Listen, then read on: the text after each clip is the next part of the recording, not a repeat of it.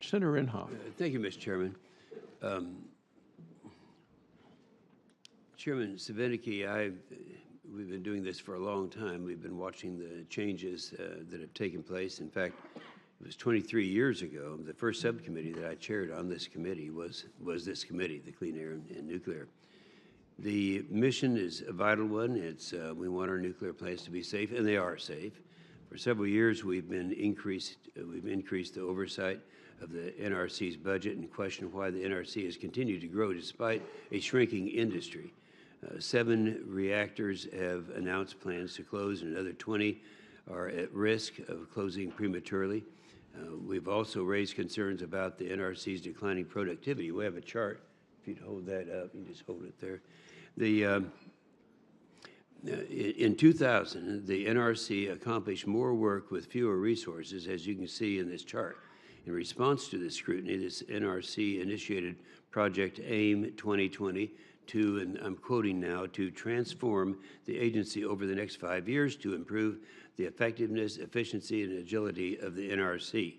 However, it appears that the Project AIM 2020 will end early this coming year.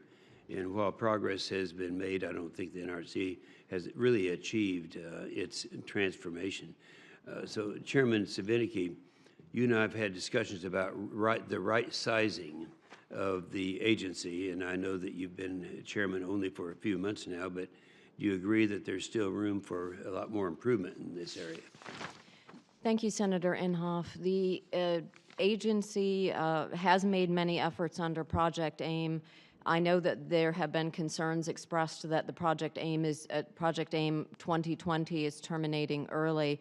I would observe that the agency is now has institutionalized many of the Project AIM activities and in the need now to develop agency efficiency improvement initiatives for the Office of Management and Budget.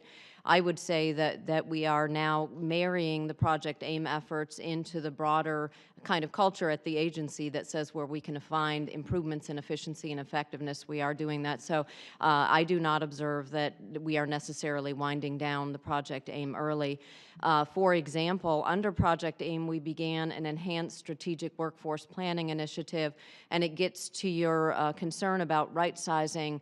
This enhanced strategic workforce planning is intended to improve the fidelity of our resourcing and how many people in what kind of expertise do we need to do the forecasted work that we have. We're piloting it now in 3 of the offices within the agency. That pilot will conclude in July of 2018, and then we will be looking at agency-wide implementation again, this is just one aspect, but it's the human resource and right-sizing aspect to improve our understanding of the kind of people and capacity that we need. That's good, and I appreciate that. Let me ask you another question, and this is the big, broad question that I don't have the answer for. You know, we've gone through it. I can remember back in many years ago, we were wanting to enhance the position in our portfolio of energy of nuclear. Now, we went through a thing with 8 years of the Obama administration. He had his war on fossil fuels. That's coal, oil, and gas. So you would think at that time that he would be wanting to go towards something that didn't have the footprint that he was trying to avoid. That would be nuclear. But he didn't want nuclear either. Now we have a new administration. We have now the end of the war on fossil fuel has ended.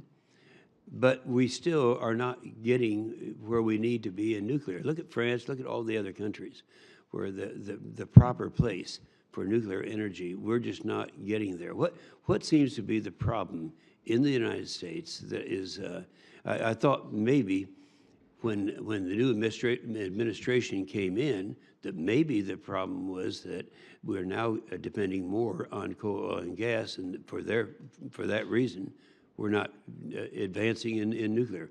What is your thinking, or any of the other members here? Why aren't we doing what I believe and what I think most of the members of this, and certainly all the Republicans, believe that we should be doing to enhance the position of nuclear in the United States?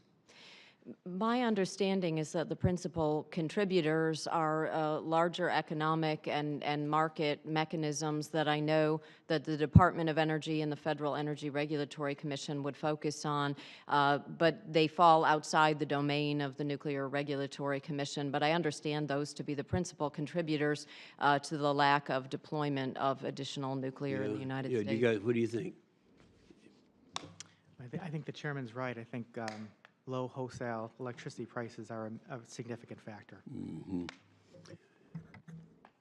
Yeah, I would agree with the chairman as well, is that essentially it's those types of market forces, low price of natural gas, other types of things like that. Well, I just want to see that red arrow going the other way. Thank you, Mr. Chairman. Thank you,